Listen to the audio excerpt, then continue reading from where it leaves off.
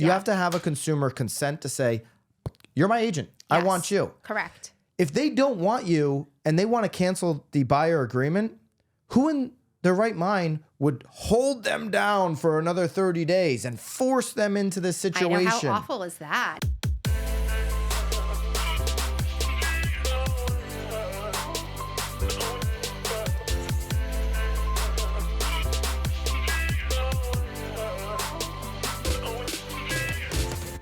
This is Byron Lazine and Nicole White, and you are tuned into episode 319 of The Real Word. Word is up.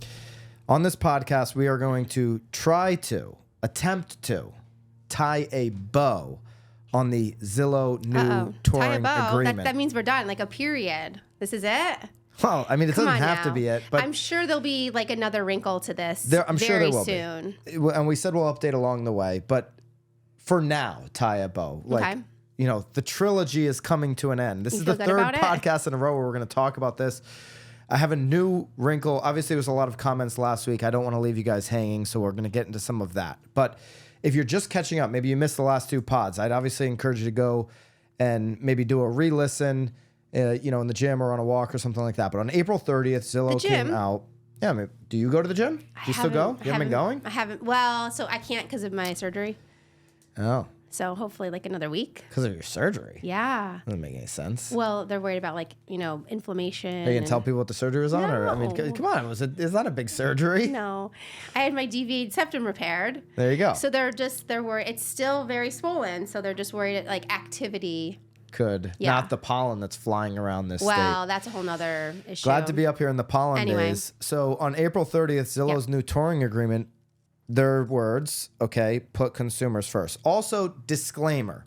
We've made this disclaimer out of 319 episodes. Every time we talk about Zillow, we make this disclaimer. Yes. We also have made this disclaimer each of the last two pods, and there's still confusion in the comments. No worries. We'll clear it up. Mm-hmm. Yes, we are Zillow Flex partners. We were, in fact, one of the first Zillow Flex partners ever back in 2019 when they were piloting it. There's been many instances when I've been critical of Zillow. Haley, if you could actually put up the first ever BAM article, which I label, and I got calls from Zillow execs on this. Zillow's dirty little secret, I labeled this article. I immediately, and phone blew up from people at Zillow, like, Byron, why would you say these things? Hey, I'm going to be fair and call things how I see it. Yep. Go on nowbam.com and search that article. See if I'm being a Zillow fanboy or an advocate. And so somebody made in the comments, us being a Zillow Flex partner is the same thing as getting sponsored by Zillow. No, it'd be us basically sponsoring them. We're paying them money. Correct. When we're a Zillow Flex partner to the tune of 40%. Yeah, I think where people forget, again, we're building a team, and there's brand new agents that need leads. They need to build a foundation. I mean, it's not brand new and experienced agents that need to supplement their business with. The reason why we do it, just to clear this up, and then we'll get into the body of the pod. I think it's pretty obvious why, if you're building a team, have a team, why Zillow platform makes sense. Well, because 75+% of people use this portal over anything else. Right. Just on your open house this weekend, give a little survey. Where did you find out about, have the fill-in box. Hopefully you're doing it digitally, not paper, on your open house sign-in. But just have a little fill-in box. Where'd you hear about the open house? And the majority of them are going to write Zillow. Right. Outside of maybe a few odd markets, it's going to be Zillow. So some of our great lifetime clients have come through meeting at Zillow, and then now obviously we work with them on their referrals and on many different venues. So it's a great introduction to people who are going to be a prominent part of your community. So there's the disclaimer on that. Zillow's new touring agreement puts consumers first. That's their headline from the Chief Industry Development Officer, Errol Samuelson, who's been around a long time, been around the block a long time. Okay, and so obviously, if you've heard the last two pods, you know what the touring agreement is about. We'll put it back up here for those that are just missing and not going back to the two pods very quickly. It's a one-page touring agreement made between the buyer and between the broker for a specific property. It's 7 days. It states there that they have not signed exclusive buyer agreement. So it's basically just an agreement of, hey, we're going to do this touring services. You don't owe us any money. I've made the case that it's an opportunity for the agent to interview for the business, which you're going to have to do with a new broker or with a new buyer lead at some point, no matter what. You're going to have to interview for that business, whether that takes the shape of a buyer consultation on the phone, in the office, in the coffee shop, at the property, on a Zoom, on a FaceTime, at your home, in the car, on the Ferris wheel. Yes, the Ferris wherever. wheel. Having a martini at the bar. Have a consultation at the Ferris wheel. Yeah. At the local town fair, if you have those in your market. All right. So I'm going to pose a question here. Okay. Like rhetorical? Question for everybody in the comments, because we're getting a lot of conversation in the comments on this topic. I think it's something that people need to wrap their mind around and have a plan. And I've said that, I said this 2 pods ago when we just covered the fact that Zillow came out with this. I said, and maybe you can replay so we can get some context here of what I said on the pod 3 weeks ago. You have to make the decision whether this is for you or not. Maybe replay the clip of me doing that, Haley. Do you like the touring thing where it's like, I've got an open window to get to know you, articulate my ability to win business? Do you like that? Do you hate it? Basically said, you've got to take all this information and decide whether this makes sense. Does this increase your opportunities to help serve, whether the lead is from Zillow or not? Like, cross that out of your mind. Right. A home touring agreement, does that increase your odds of meeting more buyers and customers and consumers? Remember too, by the way, a lot of buyers are home sellers. Right. They just haven't taken the home selling step yet. They're taking the buying step first. So to increase your opportunity to help people list their home, buy their next home, does home touring as an introduction to be able to pitch for that business work? We have a lot of agents that go on that first home tour, for example. Yeah. And by the way, here's another disclaimer.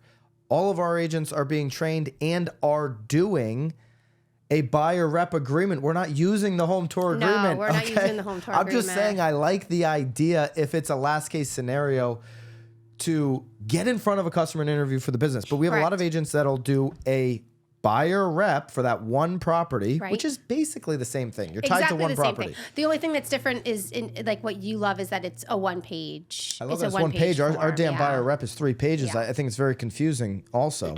But anyways, after the one tour.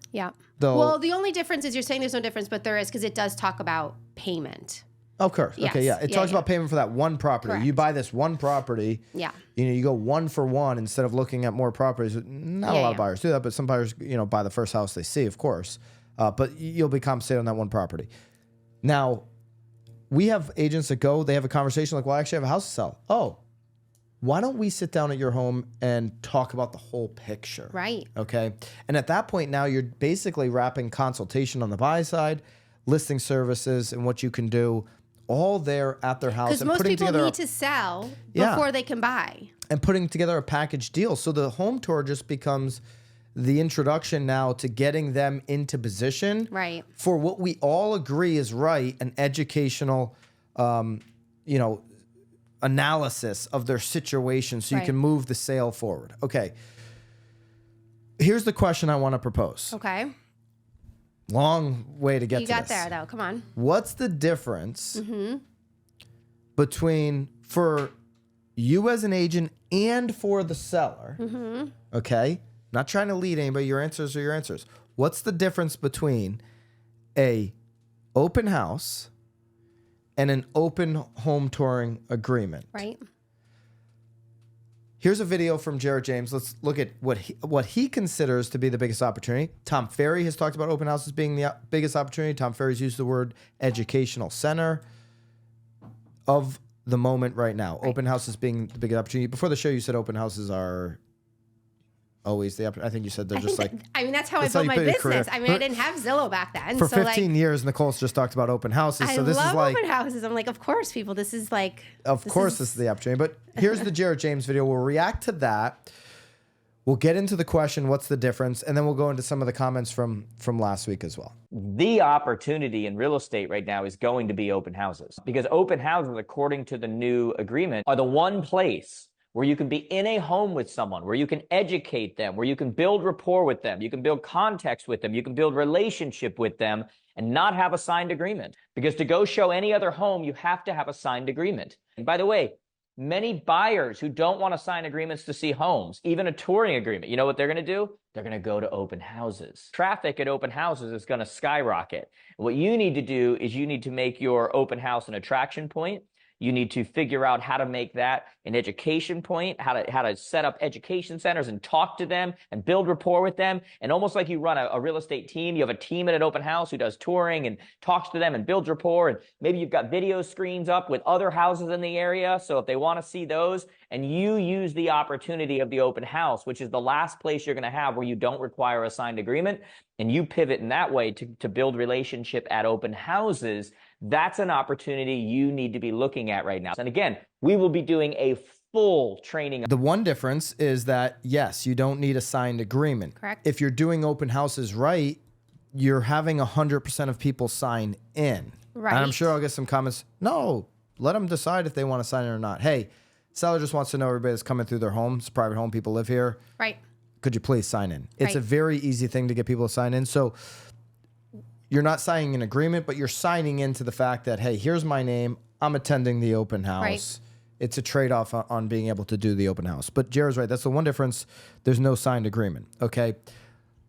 Taking that out, what is the difference between what he said, you get him in the house, you're able to build rapport, versus getting them into the house and building rapport to be able to actually start to educate, to be Right. able to do a buyer consultation. Now, the reason Jared says, and then I'll get your opinion here next, Nicole.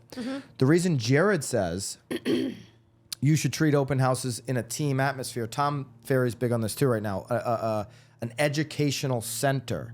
So having, multiple people, multiple agents at the open house, 2, 3, 4.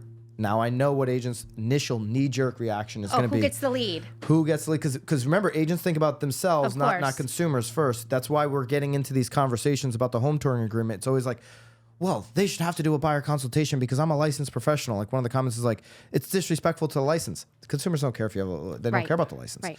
So we got to start thinking consumer first, consumer first. That's what Jared's doing here. He's thinking what's best for the consumer. Is 2, 3, 4 professionals at the open house better for consumer? The consumer doesn't care who gets the lead. Right. Consumer cares about, I want information, I want education, I want to know about this house, I want to know about other houses, I Right. want to know about other opportunities. That's why he's going that direction, because if you're going to build rapport, if you're going to have an opportunity to introduce buyer consultation, if there's 2, 3, 4 parties in the open house, we've all been there, you're not able to even have those conversations. You're just basically trying to get people to sign in. If you You're answering a can, couple questions right. about the house. Right. And you're running around a little bit like a chicken with your head cut off, a little bit. A little bit. Okay. When you have 2, 3, 4 people, you could actually have somebody sitting at a booth, think conference style.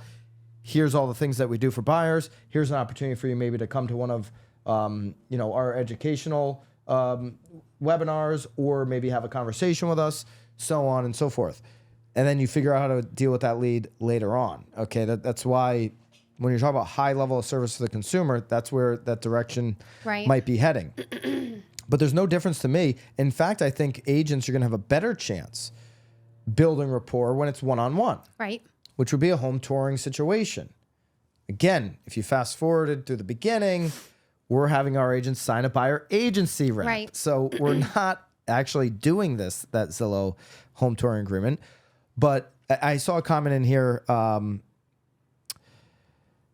It's getting people off of the fence. Oh, it's so funny. I have that right here. It's Real Estate Doggy. Z's one sheet isn't anything more than a tool to get buyers off the sidelines. Right. And the same thing with an open house. It's a tool to get buyers off the sidelines. Correct. Now, your seller has to sign off on that. Right. Seller has to sign off on, I want an open house, which could be qualified or unqualified people coming through. A seller would have to sign off like, yeah, I want people to come through. I want more showings Right. to increase my chances of having less time on market, right? But that commenter, I would tend to agree with that commenter. What was the name? Real Estate Doggy. The doggy dog world. I would agree with that. Yeah. You get people off the fence, and then when you have one-on-one, better chance of building rapport. So do you see a difference between open houses and this home touring agreement? Maybe you do. Go ahead and Well, I feel like I have lots of things to say about about all of it. I think I mentioned it last week. I think people that are actually making appointments on Zillow to see a house are probably maybe even more interested in the house than someone coming to an open house.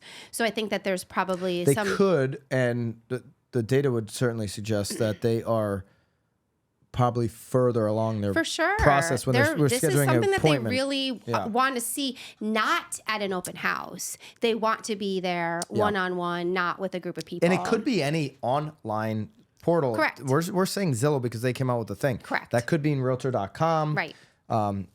By the way, my feelings on Realtor.com leads too. My feelings on Realtor.com leads is that they're very qualified. We did a podcast on Knowledge Brokers Podcast with the CEO. Probably even more. Right. Our agents love Realtor.com. They love Realtor.com. But yeah. you treat an online lead the same way, whether it's Zillow or Realtor.com. You try to create a frictionless experience. Right. You haven't met this person. When Nicole made what I would call a lie on last podcast, Nicole... He's been ripping me apart all morning. Well, on the last podcast, I said to Nicole, I said, do you ever have people that are not qualified? And she was like, no. Right. But because I don't take Zillow leads, but Nicole not only Zillow, not Realtor.com, not new online leads. She's not on those leads. On them, no. But but then what you were asking me was, if you have a buyer that is like, oh, I'm cash, do I ask for their pre-approval or their proof of funds before I take them out? Because no. The real Sam D commented when I said that. She answered you because I pushed Nicole to say, do you do online leads? He writes, it doesn't happen often and she is not wrong. No, she is wrong. The real Sam D. And I'll say it right to her face. She's wrong. Most people understand, even if it's a referral, they understand where the person works. They understand who the person is, cash, whatever. And they actually, my thing is, if they're really pre-qualified, that means you have the pre-qualification in your hand. Yeah. Or you have the cash bank account in your hand. I think, and I think again, if we're like, I think it's no different than like this Saturday, I'm going to a home because they want to sell in 2 years. So they want me to come over and look at the house and help them determine what they should and shouldn't do and what's worth. They're going to sell in 2 years. Right. So it's no different than that. It's no different than. But the real Sam D is saying buyers are different than sellers. No. I don't think that they are. There's meeting. They're different, obviously different outcome. Correct. But I'm saying most buyers, by the way, are sellers. But the journey is oftentimes long. It's why people quit on online buyer leads, because it's like they don't buy for a year. They end up buying with somebody else before instead of the first person they spoke to. Yeah. But yet agents don't quit on a listing when they're 2 years out. Right. Most times that seller will quit on them just because they didn't follow up. Same thing. Yeah. All right. So what's your other points here on the open house versus the touring?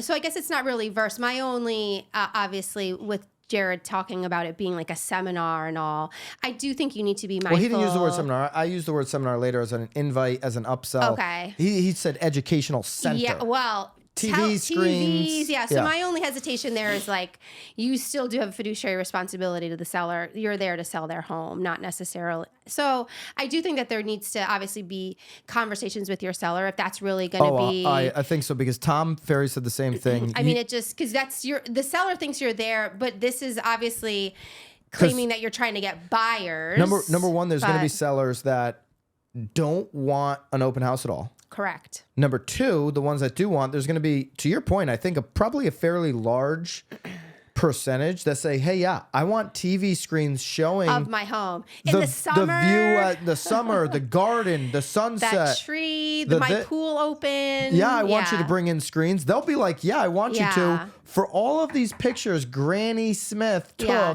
Don't tell them about other open houses. Don't push them to other properties. No. This is very distracting. Are you showing that? Do they know that I have quartz countertops? They're going to be probably against that. Yeah. And so here's why I think, when I'm mad, do I think open houses are the biggest opportunity right now? Of course. But to your point, Nicole's right on this. She's not lying when she says it. Uh-oh. That open houses have always been the opportunity. Because it also means that you've got something of value. You've got an asset. You've got a listing. Right. Okay. So now you got your locker, your foot locker. You opened your Foot Locker. Your Foot Locker's open. You've got your location. You're a franchisee. You're going to be standing in your product, and people are going to be walking into the product to meet you. When you're getting an online lead, and they're taking time to schedule a solo appointment, Your asset is also the opportunity to go out there and win the business, to show them that property. And I do believe that those one-on-one conversations can certainly convert on a quicker timeline than open houses. Open houses are sometimes a longer time. They're all great leads. They're all great opportunities. Well, I think an open house too also depends, like you're saying, like how much time do you actually have one-on-one with them? Because if there's 4 or 5 people in there, you're not able to figure out if they have if they don't have children with them, or if they, like if they have a kid, or if they have a dog, or why they're moving, or where they're from. Yeah, I mean, that's sort of the downside of an open house too, is that if there's just so many people, you don't get that one-on-one opportunity. I do, and let's just go into some of the comments. I want to. And what are your thoughts? Is there a big difference between the open house and the touring agreement? I will also say, at least though, with an open house, you are at least representing someone. You are there representing the seller. With the buyer, with this touring thing, you're just kind of representing no one. The one thing I do agree, Jared said on the open house, like you should have multiple people now at open houses. That's going to be a sticking point for agents, again, because they're thinking about them, not the consumer. And most open houses. Well, I think what you could do there, though, if you have a newer agent that just needs the cash, like throw them $100. Yeah. Yeah, but throw them $100 to have a specific role. Correct. Hey, you're going to be the greeter. You're going to be the signer in. Yes. You're going to look professional. You're going to present professional. Here's a script you're going to do. Correct. Here's how you're going to almost present me. You know how like you walk into an attorney's office, like, where's attorney so-and-so? And the person at the front desk almost like tackles you when you go in. Like, you're not tackle people, you're going to do, but you're going to like line. But what attorney's office do you go to? They're tackling you? Oh, these attorney offices are psychotic. Huh. But the person sitting at the front desk makes you feel, and I'm being a little bit, I'm overstating it a little bit. Okay. But I'm saying they make you feel, whether you call or try to get in front of the attorney in person, as if their time is so, like they're a very important person. A VIP. Yep. You're going to want to, if you're that newer agent, you want to line up the agent as the VIP. Okay, this is, oh, wow. Hey, Miss Nicole, she's, Miss Nicole. Nicole is, talking to so-and-so right now. She knows all the insight. She knows this market so well. Like juice her up so that when you go and have Nicole now spend some time with that Nicole person. Just like hanging out in the kitchen, like it's. No, if you're talking to somebody else, don't use the Miss Nicole. That'd be psychotic. That's like you've been hanging out in like first grade too much with your daughter. I know somebody called me Mr. Byron? The other day. Don't do that. All right, so I think there's a great opportunity there. All right, here's some of the comments, and here's one you got to wrap your mind around. You go into the NAR Q&A, the FAQs rather. So, commenter Gav, what is that? Where are you? I don't know how to say it. Okay. GEV. We'll put the comment up here. I still don't get how you sign a touring home. I still don't get how you sign a touring home agreement, is what they meant to say. Yeah. When the NAR said you have to have an agreement with some sort of payment, well, that's where I want to just correct this comment. No, you have to have an agreement signed. It does not have to have any payment attached. You can show a house and not get paid if you want. That is the proposed settlement. That's what the proposed settlement is all about. Right. Giving people the opportunity to not have a payment. So NAR is clearly stating that you must have something signed before touring the home, but the payment could be zero, could be anything. Could be flat fee, could be percentage, could be anything. And he's saying that the agreement has to be done before showing and must have a value of payment. I'm pretty certain that's not true. Well, I agree. That is not true. But I believe on this touring, it says that there is no payment required. Right. Yeah, so it's pretty clear there. There does not have to be a payment. It can be zero, okay?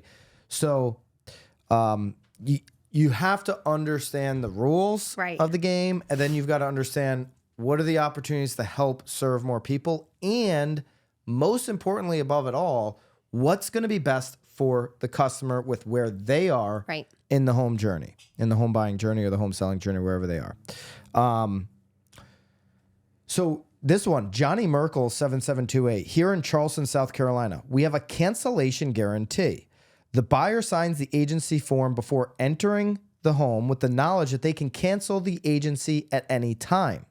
My goal for this appointment is for you to retain my services as your agent going forward, not just for the day. Right. At the end of our appointment, I will ask if you'd like to go forward with me as their agent. And if you're not comfortable with me as your agent, I'll cancel the agency agreement at that time. Mr. Bay Area Real Estate then comments, in California, a buyer can cancel an exclusive or non-exclusive anytime, unless specific terms are written in to basically alter that. All right.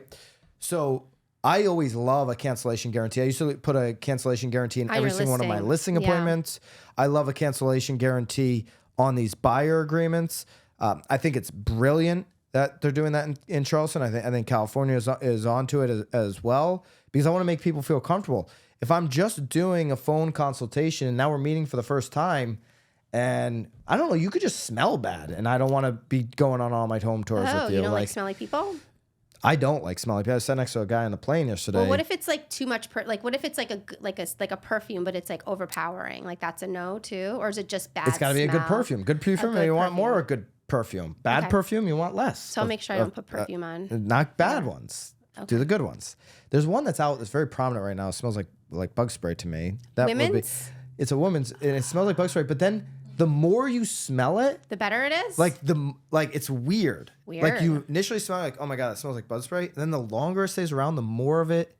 It doesn't bug you. You want to smell. I don't know. It's very weird. Huh. Very weird. It's like cocaine or something. Yeah. It starts to wear you down. Wow. Anyways. The cancellation, how's that different from the how is that different? Well, I think the only real difference there is that there's like the representation is clear. I represent you for this home unless you say no. Correct. It's the same thing. I'm with you, but again, it's like I represent you unless you say no at any time. But you home touring is I represent you. I don't represent you unless you say yes. I'm not disagreeing with you. I represent you unless you say no. The devil's advocate I don't represent you unless you say yes. It's the only difference. My point is you have to have a consumer consent to say, you're my agent. Yes. I want you. Correct. If they don't want you and they want to cancel the buyer agreement, who in their right mind would hold them down for another 30 days and force them into this situation? I know, how awful is that? Now you're holding them back from buying a house because then they're going to be like, forget it, I'll wait 30 days. I'm talking about an agreement where they haven't gone under contract on the property yet. Yeah. Okay, you haven't done the job yet. You haven't completed the task. And you're going to hold them down for another 14, 30 days, 45 days because on a phone call, you got them to agree to do an agreement with you, but they've never met. Now they want out. People should have flexibility to cancel these agreements. You shouldn't be able to cancel once the job is done and these types of things.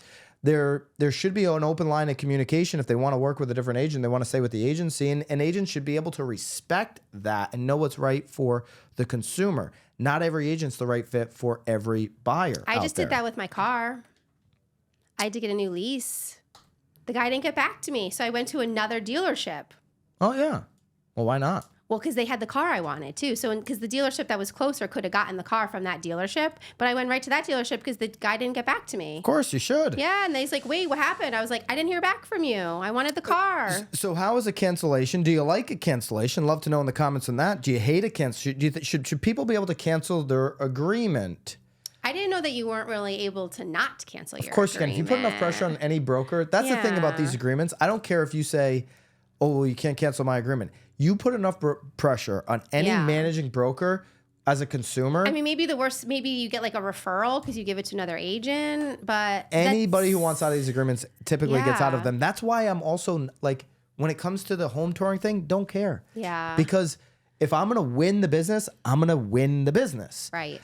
If the consumer wants out of the agreement, they're going to get out of that agreement. Right. Yeah. If they really want. Of course. To kick and scream and get out. They don't like you that much. You haven't done the job to win the business that much. They want to get out. They're going to get it. They're going to get out. I think from the very beginning, when you and I first started talking about these lawsuits, I think we've always, and even with this and with everything else, I think what we were okay with all of it was the amount of transparency that would come out of this. So I think that this is just another layer of transparency. You know, this is clearly stating that I'm just taking you here to show this and we're not working together. If there's a cancellation, like you're being transparent that it can be canceled. Like I think that there's now a new layer of transparency where it's like overall not a bad thing. Yeah. Totally agree. Yeah. That's all. Amanda commented that she's been in the business quite a bit, and she's been doing for the last couple of years. She's been very successful with phone consultations via Zoom or just over the phone for the past 2 years, 30 minutes to an hour for her, whether it's over the phone or Zoom. And she's been getting people to sign that buyer agency agreement the majority of the time. And I think that's brilliant. I think that's great. I think you should have a phone consultation. You should have a Zoom. You should have an in-person. You should have a home tour consult. You should have all these different forms of consultation. So she's having a great experience with that. That's great. But once you meet them, Amanda J. Miller, all I can see here, I don't know anything about her business. All I can see here is that she actually has a profile picture on Zillow. Yeah. Probably a great agent, probably winning a lot of that business a lot of times. But I'd love for Amanda to tell me, hey, say you even do the phone consultation and then you sign the buyer agency. What if the person gets there and says, you know what, I just don't feel like we're a match? You smell. Maybe. I don't think she doesn't look like she smells. No, but maybe the buyer smells. Somebody smells like, I want out of this agreement. What do you do then? Do you let them cancel? Or do you hold them in? Well, because agents are able to fire their clients. Like, why can't the client fire you? Yeah.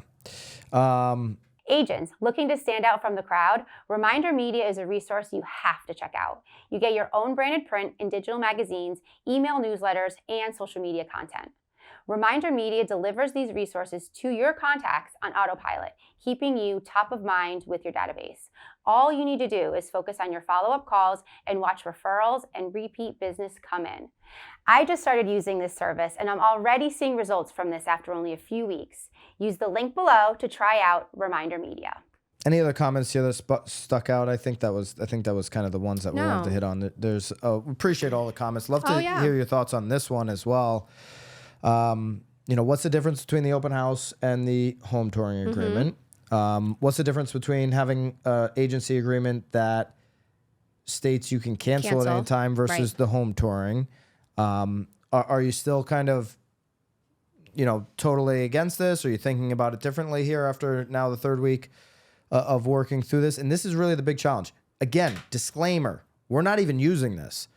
It's helping us think about it differently. Okay, is there other ways where we can get in front of customers to really win the business? Okay, right. So one, are you thinking about it differently? Are you considering other options to really do what you signed up to do when you got your license, which is help serve the community, educate them on real estate? The best salespeople in this business are going to be the ones that educate. Well, you got to get in a position to educate. Right. Okay, just because you want to educate on your terms, your way, doesn't mean everybody's going to want to be educated in that way. Right.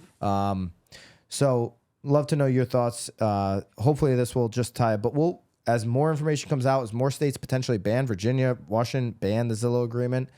Obviously they don't want Zillow dictating terms in their state with their laws. As more states potentially do that, maybe as more brokerages, maybe there'll be brokerages that come out with something similar.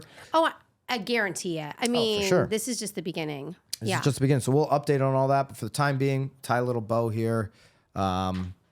And looking forward to maybe addressing some of the comments in the comment section. And I'm your Robin. Somebody said you were Robin. Is that a good thing? You're Batman. I mean, I'll take Robin. Just a little sidekick. Yeah. Never got into Batman. No, I mean, not that I have either. I was more of a Superman. Superman? Yeah. See, now I'm into Spider-Man. My kids, like, there's all those Spider-Mans. A lot of so many Spider-Mans. A lot of these characters. So all right. Good. Keep it real. Subscribe to the channel if you haven't done so already. It's right down below. Just hit subscribe and put the notification bell. Keep it real, and we'll see you guys next week. See you guys. At BAMX, we listen to what real estate professionals want and need. That's why our platform is filled with sought-after courses, content, and tactical assets for your business. And that's why we launched BAMX in a box with templates and scripts done for you, delivered each Friday. The best part?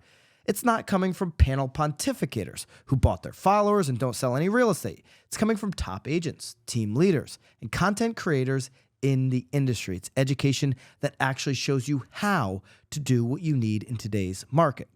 And now it includes editable templates and scripts so you can easily deliver that knowledge to your database. Every day, we continue to add more content into BAMX, into our private Facebook community, content that works, content that our members have exclusive access to daily. So, Do not wait any longer. Use code REALWORD and join the thousands of agents taking their business to the next level today. Code REALWORD for 10% off. I'll see you in BAMX.